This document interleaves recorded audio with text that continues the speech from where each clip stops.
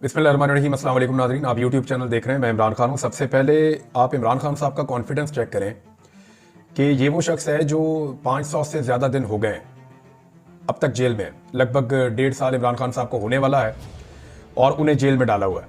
लेकिन आप उनका एतमाद चेक करें, आपको इस खबर से अंदाज़ा हो जाएगा। मुख्तलिफ जगहों पर यह खबर छपी है, मैं आपको एक्सप्रेस न्यूज़ से ये खबर बता रहा हूँ। इमरान खान साहब कहते हैं जी कि कौमी असम्बली की पब्लिक अकाउंट कमेटी के चेयरमैन की नामजदगी के मामले पर उन्होंने अपने दिए गए नाम के ऊपर फुल स्टॉप लगाते हुए ओहदे के लिए शेख वकास अकरम का नाम बरकरार रख दिया और कहा है इस हवाले से फैसला मैं करूंगा, कोई हुकूमती ओहदेदार नहीं करेगा। पाकिस्तान तहरीक इंसाफ में बहुत सारे लोगों की ख्वाहिश है कि वो पब्लिक अकाउंट्स कमेटी के चेयरमैन बन जाए, क्योंकि पब्लिक अकाउंट्स कमेटी का जो चेयरमैन होता है उसके पास बहुत सारे मामला होते हैं पैसे कमाने के लिए। मैं सच्ची सच्ची बात आपसे करूंगा, जो आदमी सीट के ऊपर बैठ जाता है सारा रिकॉर्ड उसके पास आना शुरू हो जाता है। जितने घपले होते हैं वो उसके सामने आ जाते हैं और यहाँ पे आप घपले के ऊपर अगर आंखें बंद कर लें तो आपको पैसे मिल जाते हैं। तो तहरीक इंसाफ में बहुत सारे लोग मरे जा रहे हैं और एक दो लोगों ने तो माजी में मेरे सामने ये बात हुई कि एक दो लोग तो इसके लिए बाकायदा लॉबिंग कर रहे थे कि पब्लिक अकाउंट्स कमेटी का चेयरमैन मुझे बनाया जाए। बल्कि हुकूमत के लोगों से कुछ लोगों ने मुलाकातें भी की और उनको ये कहा कि जनाब आप हमें ये बना दें, हम आपका ख्याल रखेंगे, आप हमारा ख्याल रख लें। ये सौदेबाजी वो करने की कोशिश की गई, लेकिन इमरान खान साहब जेल में बैठे भी बाखबर है। लेकिन उनका एतमाद चेक करें, उन्होंने कहा जी चेयरमैन पीएसी कौन होगा फैसला मैं करूंगा, यहां जेल में बैठ के कोई हुकूमती ओहदेदार फैसला नहीं करेगा। और इमरान खान साहब ने इस पर रद्द-ए-अमल दिया और नामजदगी के मामले पे इमरान खान ने कहा जी कि मेरी तरफ से, यानी उन्होंने पीटीआई की क़यादत की सरजनिश की है कि ये क्या तुम मेरे पास ऑप्शन लेकर आ जाते हो कि इसको बना दे इसको बना दे। तो हुआ यह है कि हुकूमत चाहती है कि उनकी मर्जी का आदमी आए और पीटीआई के अंदर कई बंदे ये चाहते हैं कि ये अहम तरीन ओहदा उनमें से किसी को मिल जाए ताकि निजाम के ऊपर एक ग्रिप हो जाए, यानी वो जिसको मर्जी खींच सकें, जिससे मर्जी जो मर्जी कर सकें। तो उसमें फिर बहुत सारा जो है वो माल बनता है, ये माल पानी वाला होता है चेयरमैन पीएसी। तो इस पे इमरान खान साहब ने नाम दिया हुआ था शेख वकास अकरम का। अब इमरान खान साहब ने कहा कि शहबाज शरीफ या दीगर हुकूमती ओहदेदार नहीं फैसला करेंगे, मैं करूंगा फैसला कि कौन बनेगा पीएसी का चेयरमैन। मेरी तरफ से चेयरमैन पीएसी के लिए पहला, दूसरा, तीसरा और चौथा नाम भी शेख वकास अकरम ही होगा। यह है जी इमरान खान। इमरान खान ने पीएसी चेयरमैनशिप ना मिलने पर कायमा कमेटियों की चेयरमैनशिप से भी इस्तीफा देने का इंदिया भी दिया है और चेयरमैन पीएसी के लिए तारक फजल चौधरी की जानिब से दोबारा 2 बार खत लिखा गया था। पीटीआई ने पहले जवाबी खत में शेख वकास अकरम का नाम दिया था, दूसरे खत में मुस्लिम लीग नून के चीफ वहीब की जानिब से 4 नामों का पैनल मांगा गया था कि जनाब आप 4 नाम दे दें। तो इमरान खान ने कहा चारों पे शेख वकास अकरम का नाम लिखकर भेज दो और मेरी ये राय है और मेरा ये फैसला है कि शेख वकास अकरम चेयरमैन पीएसी होगा। ये है जी इमरान खान। कॉन्फिडेंस आप चेक करें जेल में बैठे हुए आदमी का। लोग टूट जाते हैं दूसरे दिन और इमरान खान ने सख्त तरीन जेल बर्दाश्त की है, डट के खड़ा है। वैसे हैरत होती है कभी कभी। इमरान खान ने डील की पेशकश मुस्तरद कर दी, ये अब आलमी मीडिया के अंदर छप रहा है। जो एक अरब मीडिया है, अरब न्यूज की रिपोर्ट है और उन्होंने अपने जराये से कंफर्म करते हुए बताया कि साबिक वज़ीर आज़म पाकिस्तान और पाकिस्तान तहरीक इंसाफ के बानी चेयरमैन इमरान खान साहब ने नजरबंदी की डील मुस्तरद करते हुए मुल्क में सियासी तब्दीली के मुतालबे पर जोर दिया है। अरब न्यूज की रिपोर्ट के मुताबिक अडियाला जेल में कैद इमरान खान ने जेल से निकालकर घर में नजरबंद रखने की डील मुस्तरद कर दी है। ये तो इमरान खान की बीवी ने नहीं माना था, आपको याद नहीं है? बुशरा बीबी को बंद किया था नजरबंद बनी गाला में, एक घर के एक हिस्से के अंदर एक कमरे में बंद कर दिया था उनको। तो उन्होंने हाई कोर्ट से रुजू करके अदालत को कह कहकर वो जेल गई थी कि भाई बंद ही करना तो जेल में बंद करो। इधर तो खातून नहीं मानी, इमरान खान की बीवी नहीं मानी, तो इमरान खान किधर मानेगा? और इमरान खान की वजह से तो बाकी सबको हौसला मिलता है। वैसे बुशरा बीबी ने भी कमाल किया, यानी आप वो सियासत में तो वो है नहीं, लेकिन अगर एक खातून के तौर पे आप ये देखें तो बाद औक़ात हैरत होती है कि एक ऐसी खातून जिसका सियासत से कोई ताल्लुक नहीं था, उन्होंने अपने शौहर के साथ कितने जबरदस्त तरीके से खड़े होकर दिखाया। हालांकि कोई बहुत लंबी रफाकत भी नहीं है इनकी, चंद साल पहले शादी हुई। बहरहाल इमरान खान साहब ने अरब न्यूज की रिपोर्ट के मुताबिक समाजी राब्ते की वेबसाइट पर एक पोस्ट में दावा किया कि हुकूमत के साथ मुज़ाकरात और उनकी जमात को सियासी मौक़े फराहम करने के लिए इन्हें डील की पेशकश की गई थी, जिसके तहत वो मुझे बनी गाला में रिहाइशगाह में नजरबंद करना चाहते थे। इमरान खान ने डील कबूल करने की बजाय जेल में रहने को तरजीह दिया और इसरार किया कि पीटीआई के तमाम कैदियों को पहले रिहा किया जाए। इमरान खान ने अपने बयान में बैरून मुल्क मुकीम पाकिस्तानियों से मुतालबा किया कि तरसीलात ज़र का बाइकआउट करें और उससे हकीकी आज़ादी और मुल्क में जमहूरियत की बहाली के लिए अहम करार दिया। इमरान खान ने कहा कि तरसीलात ज़र का बाइकआउट इस वक्त तक किया जाए जब तक हुकूमत इनके मुतालबात पूरे करने के लिए मानी खेज इकदाम नहीं करती। लेकिन इस दफा जो हुकूमत के पास एक्स्ट्रा पैसा आया जिसकी बुनियाद के ऊपर कुछ हमारे ज़र मुबादला के ज़खायर में इजाफा हुआ है, वो एक्स्ट्रा पैसा ओवरसीज पाकिस्तानियों की जानिब से भेजी गई रेमिटेंसेज हैं। क्योंकि पाकिस्तान के अंदर जो है वो एकदम ज़मीनों की कीमत नीचे गई है। जब हालात बुरे होते हैं तो ज़मीनों की कीमतें नीचे जाती हैं। जब अमेरिका में 9/11 हुआ था तो बहुत पैसा निकल कर पाकिस्तान आया था। तो इसी तरह जब पाकिस्तान के अंदर अब ज़मीनों की कीमतें और चीज़ों की कीमतें नीचे गई हैं, बहुत सारे लोग अपनी बेचारे फैक्ट्रियां बेच रहे हैं, अपनी जायदादें बेच रहे हैं, मुल्क से जाना चाहते हैं। वहीं जिन ओवरसीज पाकिस्तानियों के पास एक्स्ट्रा पैसा है, उन्होंने पैसा पाकिस्तान भेजकर यहां पे वो चीजें खरीदी हैं, क्योंकि पाकिस्तान के हालात हमेशा तो बुरे रहने नहीं है। तो इस वजह से कुछ ओवरसीज पाकिस्तानियों की जो एक्स्ट्रा अमाउंट पाकिस्तान इस साल आई, उसका बड़ा फायदा हुआ। लेकिन इमरान खान साहब ने अब चला दी है मुहिम, और ओवरसीज पाकिस्तानी इमरान खान की बात मानते हैं। अगर 10% से 15% का भी फर्क पड़ा ना, तो ये हुकूमत को दोबारा IMF के सामने जाकर घुटने टेकने पड़ जाएंगे। वो तो वैसे भी टेकने पड़ेंगे, क्योंकि ये ऑलरेडी डेफिसिट में जा रहे हैं।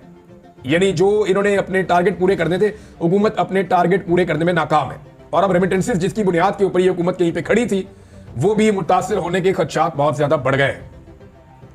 इमरान खान ने 9 मई से जुड़े वाकयात पर PTI के कारकुनों के फौजी अदालतों में ट्रायल पर तनकीद की और इससे शफाफियत और शहरी हकूक के खिलाफ वर्जी करार देते हुए उसकी इमरान खान साहब ने मजम्मत भी की। उन्होंने कहा खुली अदालत में ट्रायल किए जाएं, और ये आईने पाकिस्तान का तकाजा भी है। अब आ जाए नाज़रीन, जो रद्द-ए-अमल एक आया ना DGI SPR की प्रेस कॉन्फ्रेंस के बाद, और जो एक रियासती पॉलिसी चल रही है उसके खिलाफ पाकिस्तान तहरीक इंसाफ का, ये बहुत इंपॉर्टेंट है। एक तो देखें, ये पाकिस्तान के अंदर सेट पैटर्न है कि आप किसी बड़े इदारे के ऊपर, चाहे वो गलत बात करें या ठीक बात करें, फैक्चुअली ठीक हो या फैक्चुअली गलत हो, आप तनकीद नहीं कर सकते। आप तनकीद करेंगे तो वो मुकद्दस गाय है, आपको निशाने इबरत बना दिया जाएगा। फर्ज करें कोई बड़ा आदमी है, आप बहुत बड़े आदमी की बात कर लें, पाकिस्तान के आर्मी चीफ की बात कर लें, किसी और बड़े अहदेदार की बात कर लें, DGI SPR की प्रेस कॉन्फ्रेंस की बात कर लें। सियासतदान तो बेचारे छानबूरा होते हैं, वो तो आते जाते रहते हैं, वो तो बूट पॉलिश की बात है, कभी इसके हाथ में कभी उसके हाथ में। तो यहां पे अगर वो कोई ऐसी बात कर दें जो फैक्चुअल नहीं है और आप उसकी निशानदेही करें पाकिस्तान में, तो आपके लिए बड़ी प्रॉब्लम हो जाती है। तो यहां अब बहुत सख्त रद्द-ए-अमल आया कल से लेकर अब तक, क्योंकि फैक्चुअली जो है वो DGI SPR की प्रेस कॉन्फ्रेंस में बहुत सारी गलतियां थी। वहां पे ऐसे फैक्ट्स थे जो मौजूद थे ग्राउंड के ऊपर, लेकिन उन्हें लगा कि शायद मैं ये कह दूंगा तो कोई चैलेंज नहीं करेगा। लेकिन नौजवानों ने कल से लेकर अब तक पूरी प्रेस कॉन्फ्रेंस का जो है वो पोस्टमार्टम किया। वो कैसे किया मैंने आपको बताया भी है। अब शेख वकास अकरम साहब ने उसके ऊपर एक वजह बताई। ये जनाब सेक्रेटरी इत्तलाआत है पाकिस्तान तहरीक इंसाफ के।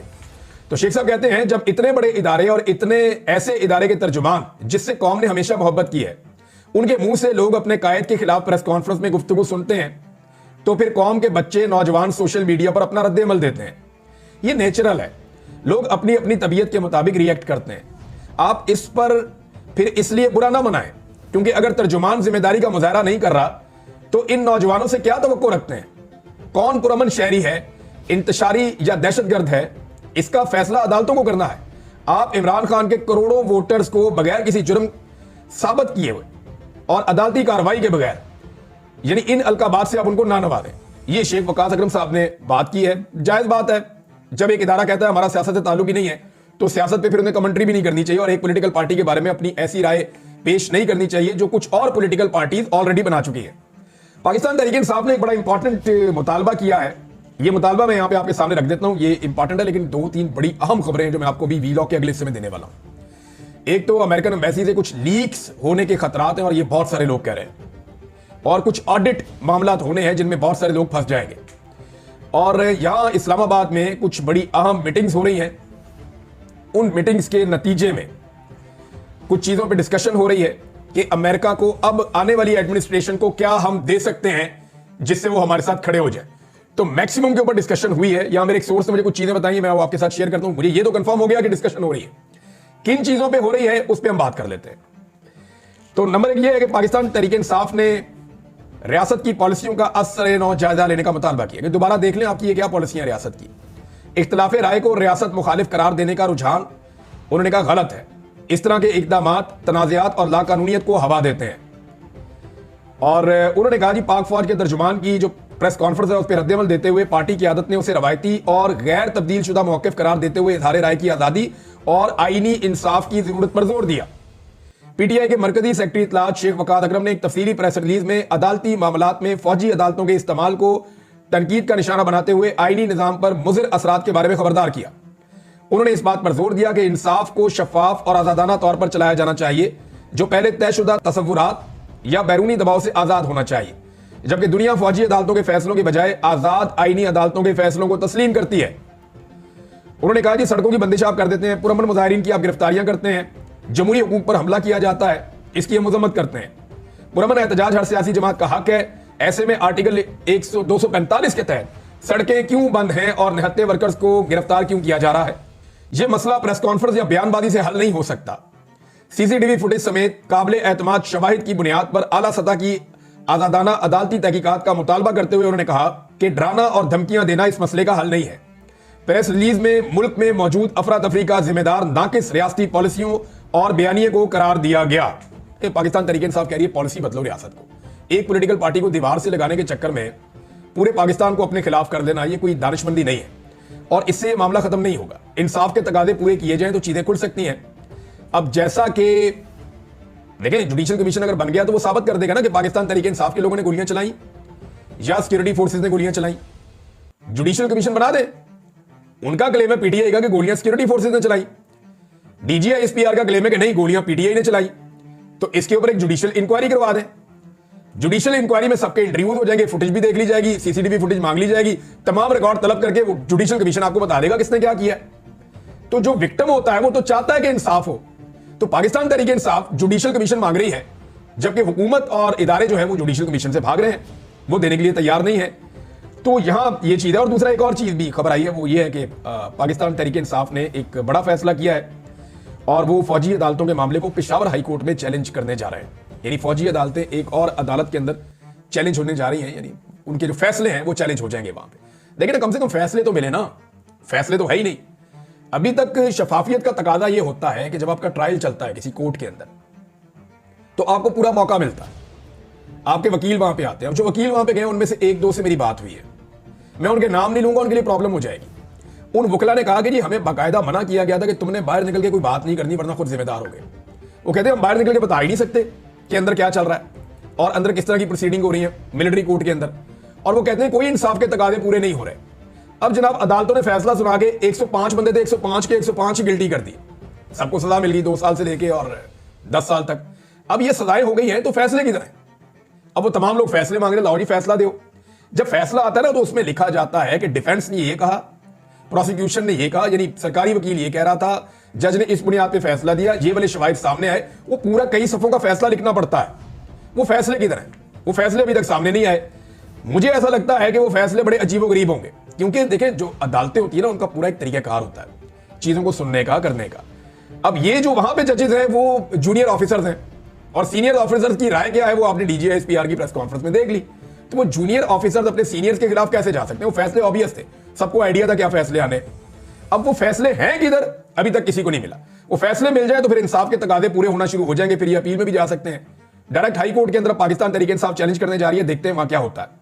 और खैबर पख्तूनख्वा हुकूमत अगर पेशावर हाई कोर्ट में चैलेंज करने जा रही है तो ये सारे फैसले कलदम भी हो सकते हैं और ये किसी एक बड़े गेम का हिस्सा भी हो सकता है। अभी मैं इस पर कुछ नहीं कहना चाहता, लेकिन 2 और चीजें हैं जो होने जा रही है। नंबर 1, कुछ हुकूमती सहाफी जो हैं उनको मुसीबत पड़ी हुई है, कुछ हुकूमती लोग जो हैं उनको खलबली मची हुई है और कुछ रजीम चेंज ऑपरेशन के जो सहूलतकार हैं उनके लिए बड़ी मुसीबत बनी हुई है, क्योंकि अमेरिका से दबाव लगातार बढ़ता जा रहा है और अमेरिकन का पाकिस्तान के बारे में जो बढ़ता हुआ नॉलेज है वो बहुत हैरानकुन है। यानी यहां पे कोई उर्दू में पंजाबी में ट्वीट करता है, कोई शेर लिख के डालता है, उनको वहां तर्जुमा पता चल जाता है।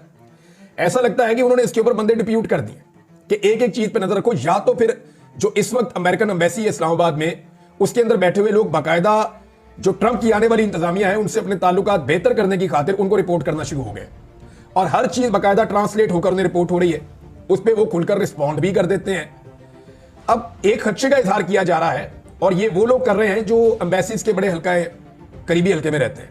यानी इस्लामाबाद में ऐसे हमारे कुछ सहाफी हैं जो ज्यादातर डिप्लोमेटिक इनक्लेव के अंदर कभी इस एम्बेसडर को मिल लिया, कभी इसको मिल लिया, तो उन्होंने अपने एक ताल्लुकात अच्छे खासे बनाए हुए हैं। तो उनसे जुड़े कुछ लोगों ने ये खबरें दी हैं और खबर ये दे रहे हैं कि जो अमेरिकी एम्बेसी है वहां से कुछ चीजें लीक हो सकती हैं। यानी ये लीक हो सकती हैं कि रजीम चेंज ऑपरेशन के दौरान में कितना पैसा कैसे खर्च हुआ, किस किस से मुलाकात की गई, मुलाकात के अंदर किस तरह की बातें की गई, और वो जो मिनट्स हैं उन मीटिंग्स के या मुलाकातों के जिनको बाद में लिखा जाता है वो केबल्स जो है वो लीक हो सकती हैं। और उनके लीक होने से ये पता चल सकता है कि पाकिस्तान में जो रजीम चेंज ऑपरेशन हुआ उसमें किसका क्या किरदार था। फर्ज करें उस वक्त जो अमेरिकी सफीर है उनकी जो मुलाकातें एस्टेब्लिशमेंट के लोगों से हुई या जिन सहाफियों से हुई या जिन सियासतदानों से हुई, उनके अंदर किस किस्म की डिस्कशन हुई, अगर ये चीजें रिवील हो जाती हैं, बाहर आ जाती हैं, तो इसमें बड़ा प्रॉब्लम आ जाएगा। इनसे अगर पर्दा उठ जाता है तो रिजीम चेंज ऑपरेशन का पूरा जो स्ट्रक्चर है वो आपके सामने आकर खड़ा हो जाएगा।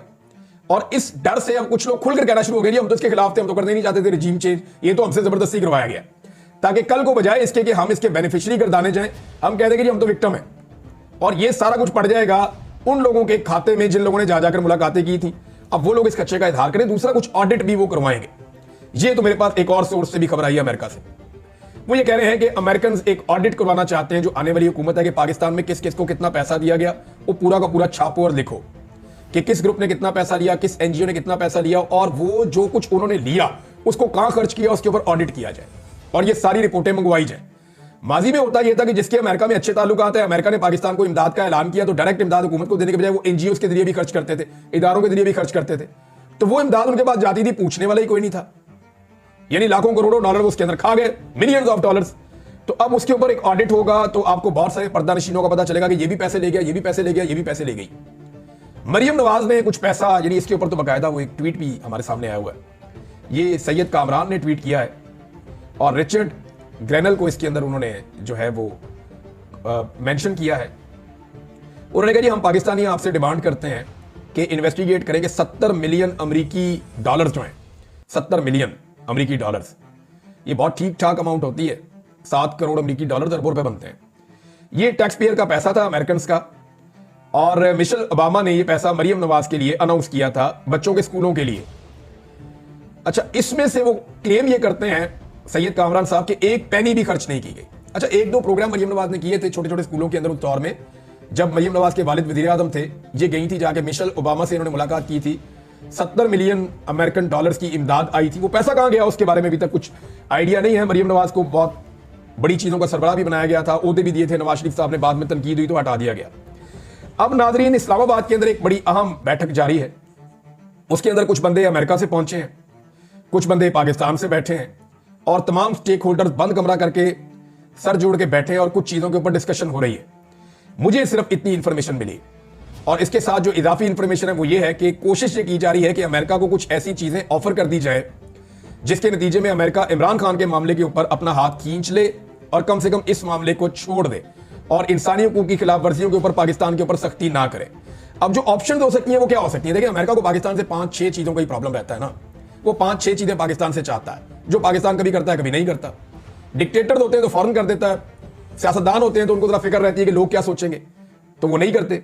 लेकिन जो चीजें ऑफर की जा सकती हैं वो क्या है? Under discussion. Number 1, America Pakistan पर मजीद पाबंदियां लगा सकता है, दिफाई नुक्ता नजर से आपको महदूद किया जा सकता है ताकि आप दूर तक हिट ना कर सके। इसमें इंडिया का भी फायदा हो जाएगा, इसमें इसराइल का भी फायदा हो जाएगा, और अमेरिका का भी फायदा हो जाएगा कि समुद्र में जहां जहां वो मौजूद है पाकिस्तान की एक्सेस से वो बाहर चले जाएंगे। अब इसमें जो है वो मौजूदा हुकूमत ने कोई रद्द-ए-अमल नहीं दिया पाबंदियों पे। हुकूमत की आपने देखा, शहबाज शरीफ हो, इसहाक डार, सारे चुप हैं, बोल नहीं रहे, ना नवाज शरीफ। तो क्या ये आइंदा भी ऐसे ही चुप रहेंगे अगर अमेरिका ऐसा करता जाए? तो एक ये ऑप्शन है। दूसरा, इसराइल के मामले पर क्या डोनाल्ड ट्रंप की इंतजामिया को यकीन दहानी करवाई जा सकती है? यानी ऐसे बहुत सारे इकदाम पाकिस्तान में उठाए गए हैं जिससे इसराइल बहुत खुश होगा। यानी फलस्तीन का आप झंडा उठाए आपको मार पड़ती है, गिरफ्तार कर देते हैं। आप एहतजाज करें इसराइल के खिलाफ तो आपको मार पड़ती है, आपको गिरफ्तार कर दिया जाता है, और ये बार बार होता रहा है। तो ये एक नई चीज हमने पाकिस्तान में पहली मर्तबा देखी और इसको भी बतौर हथियार इस्तेमाल किया जा सकता है। अफगानिस्तान में अमरीकी मफादात के लिए एक कलील मुद्दती एक कशीदगी शुरू हो सकती है जिसका आगाज कर दिया गया। यानी पाकिस्तान में दहशतगर्दी बड़े लंबे अरसे से हो रही है, पाकिस्तान बार बार कहता रहा अफगानिस्तान से आ रहे हैं, लेकिन एरियल स्ट्राइक्स हमने अब की है और यह साबित हो चुका है गुज़िश्ता 24 घंटों के अंदर कि जनरल बाजवा और जनरल नदीम अंजुम साहब, इनकी और मिलिट्री एस्टेब्लिशमेंट की ये पॉलिसी थी कि तालिबान को वापस लेकर आना है। पीटीआई इसकी मुखालिफ थी, लेकिन ये तालिबान को पीडीएम की हुकूमत के साथ मिलकर वापस लेकर आए मुसल्लह लोगों को, और उसके बाद पाकिस्तान में दहशतगर्दी का वो सैलाब आया जो अभी तक जारी है। लेकिन अफगानिस्तान में अटैक करके क्या पाकिस्तान ये पैगाम देना चाहता है कि, और इस तरह के कुछ बयानात जो हैं वो हुकूमत के जो करीबी लोग हैं उनकी तरफ से आ भी रहे हैं कि जो अमरीकी मफादात हैं खित्ते में उनको फिर पाकिस्तान पूरा करेगा। तो जैसे अमेरिका पाकिस्तान में करता था ड्रोन अटैक, एरियल स्ट्राइक, ऐसे ही पाकिस्तान अफगानिस्तान में कर सकता है। ईरान के हवाले से अमरीकी मफादात के साथ पाकिस्तान जा सकता है, यहां पे एक फायदा यह दिया जा सकता है। भारत से ताल्लुकात नॉर्मल करना, कश्मीर पहले ही आपके एजेंडे के ऊपर नहीं है। भारत के कहने पर हम तो ट्रॉफी लेकर नहीं गए गिलगित बल्तिस्तान में या आजाद कश्मीर में, तो ये क्यों हुआ? ये भी एक बड़ा सवाल है। रूस और चीन के साथ ताल्लुकात अमरीकी रजामंदी से मशरूत कर देना या उसके साथ मुंसलिक कर देना, ये वो चीजें हैं जिनको अंडर डिस्कशन लाया जा सकता है, जो इस्लामाबाद के अंदर डिस्कशन चल रही है। क्योंकि अगर ये सारी चीजें आप देते हैं ट्रंप को, तो मे बी वो सोचे कि ये अमेरिका के और उसके इत्तेहादियों के बड़े मफादात हैं, तो शायद वो चंद कदम पीछे हटने का सोचे। लेकिन अभी तक तो सिचुएशन ऐसी नहीं है। अभी तक तो जो ट्रंप ने कहा या उसकी टीम ने कहा वो उसके ऊपर डट के खड़े हैं। और ये चीजें जो हैं ये अमेरिका के एजेंडे पे आज से तो नहीं है, बड़े लंबे अरसे से है, और ये एजेंडा चलता भी रहेगा। अब तक के लिए इतना ही, अपना ख्याल रखिएगा, अपने चैनल का भी अल्लाह हाफ़िज़।